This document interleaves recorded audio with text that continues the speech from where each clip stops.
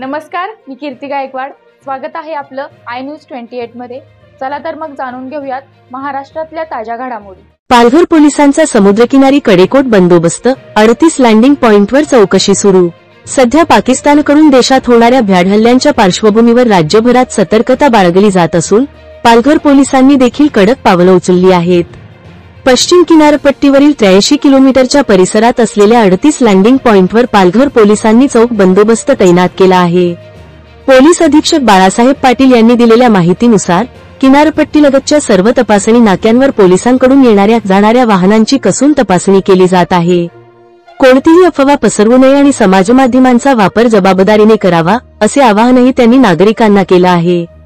फक्त नाक्यावरच नव्हे तर पश्चिम किनारपट्टीवरील हॉटेल्स आणि लॉजचीही सखोल तपासणी सुरू आहे. नागरिकांनी काहीही संशयास्पद हालचाल दिसल्यास त्वरित 112 या पोलीस हेल्पलाईनवर संपर्क साधावा, असे आवाहनही पोलीस अधीक्षक पाटील यांनी केलं आहे. आय न्यूज 28 साठी डहाणू मुख्य प्रतिनिधी सतेंद्र मातेरा.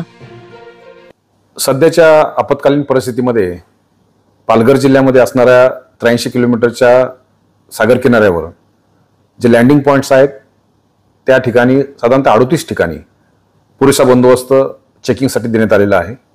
जे कोस्टल चेकपोस्ट आहे त्या ठिकाणी नाकाबंदी सध्या सुरू आहे. सर्व हॉटेल लॉजेस चेकिंगचं काम सध्या सुरू आहे. नागरिकांच्या विविध स्तरावरच्या बैठका सध्या सुरू आहेत.